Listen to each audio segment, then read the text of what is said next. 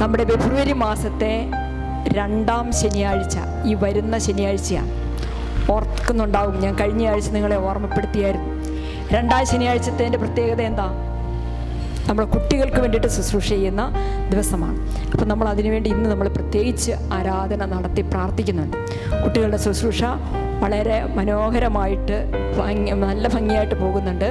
അതിന് ചുക്കാൻ പിടിക്കുന്ന നിങ്ങൾ തന്നെയാണ്. നിങ്ങളാണ് കുഞ്ഞുങ്ങളെയും കൊണ്ട്, കൈക്കുഞ്ഞുങ്ങൾ മുതൽ ഉള്ളവർ വരുന്നുണ്ട്. അമ്മമാരുടെ ഉദരത്തിലുള്ള കുഞ്ഞുങ്ങളെയും കൊണ്ട് വരുന്ന അമ്മമാരുണ്ട്. +2 വരെ പഠിക്കുന്ന കുഞ്ഞുങ്ങളെയും കൊണ്ട് വരുന്നവരുണ്ട്. അപ്പോൾ അതൊരു നല്ല ശുശ്രൂഷയാണ്. നമുക്ക് ഈശോയ്ക്ക് നന്ദി പറയാം. ഈ ഫെബ്രുവരി മാസത്തെ ശുശ്രൂഷ പരീക്ഷ ഒരുക്ക ധ്യാനമാണ്. കുട്ടികളുടെ പരീക്ഷയൊക്കെ അടുത്തിരിക്കുന്നു. ചിലർക്കൊക്കെ പരീക്ഷ തുടങ്ങി, ചിലർക്ക് മോഡൽ പരീക്ഷയാണ്, ചിലർ പരീക്ഷയ്ക്ക് വേണ്ടി അടുത്തൊരുങ്ങിക്കൊണ്ടിരിക്കുന്നു. അപ്പോൾ പരീക്ഷയ്ക്ക് കുഞ്ഞുങ്ങൾക്കൊരു ശക്തിയും ഉണർജ്ജും ആത്മാവിൻ്റെ അഭിഷേകമൊക്കെ കിട്ടാൻ വേണ്ടിയിട്ട് നമ്മൾ പ്രത്യേകിച്ച് അവരെ ഒരുക്കുന്ന ശുശ്രൂഷയാണ്. എല്ലാ മാസവും നടക്കുന്ന കുട്ടികളുടെ ശുശ്രൂഷ നമുക്കിതിലവിടെ കാണാനായിട്ട് സാധിക്കും. അപ്പോൾ നമുക്ക് മനസ്സിലാകും എന്തുമാത്രം കുട്ടികൾ പങ്കെടുക്കുന്നു, അവരെത്രയോ ഭംഗിയായിട്ട് പങ്കെടുക്കുന്നു, എത്രയോ നല്ലൊരു ശുശ്രൂഷയാണ്.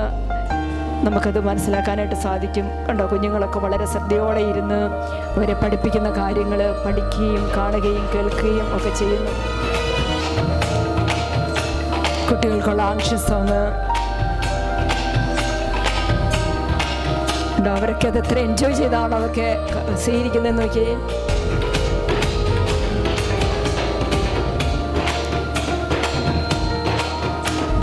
Praise the Lord. ഹല്ലേലൂയ. ഓർക്കെ പറഞ്ഞേ, ഹല്ലേലൂയ, ഹല്ലേലൂയ. യേശുവേ നന്ദി, യേശുവേ സ്തുതി, യേശുവേ ആരാധന.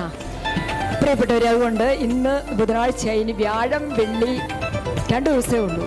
നമ്മളുടെ ജപമാല പ്രാർത്ഥനകൾ മുഴുവനും വിശുദ്ധ കുർബാനയുടെ നിയോഗവും നമ്മുടെ വ്യക്തിപരമായ പ്രാർത്ഥനയുടെ നിയോഗങ്ങളെല്ലാം നമ്മുടെ കുഞ്ഞുങ്ങൾക്ക് വേണ്ടിയിട്ടായിരുന്നു.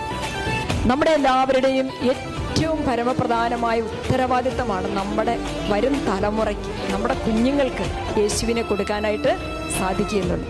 അവരെ യേശുവിലേക്ക് ചേർത്ത് വെക്കാനായിട്ട് സാധിക്കുക. അവർ ഈശോയെ അറിയണം. അവരാണ് ഇനി നമ്മൾ നിൽക്കേണ്ട സ്ഥാനങ്ങളിൽ, അവരാണ് ഇന്ന് ഈശോയെ പ്രഘോഷിക്കാനുള്ളത്.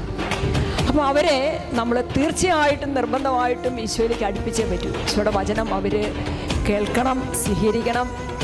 അതിനു വേണ്ടിയിട്ട് വേണ്ട എല്ലാ കാര്യങ്ങളും, സഞ്ജഭവനിൽ നിന്ന് ചെയ്യാവുന്ന എല്ലാ കാര്യങ്ങളും, നമ്മുടെ പ്രിയപ്പെട്ട പണ്ടളമ്മയുടെ വിയാരിയച്ഛനും കൊച്ചച്ഛനും, നമ്മുടെ ഗഡ് മാസ്റ്റർ ഇവിടെയുണ്ട്, ഗഡ് മാസ്റ്ററും ഒക്കെ ഈ ശുശ്രൂഷയെ വളരെയധികമായിട്ട് സ്നേഹിക്കുകയും പ്രോത്സാഹിപ്പിക്കുകയും ഒക്കെ ചെയ്യുന്നുണ്ട്. നിങ്ങളെല്ലാവരും നമുക്കൊന്ന് പ്രാർത്ഥിക്കാം.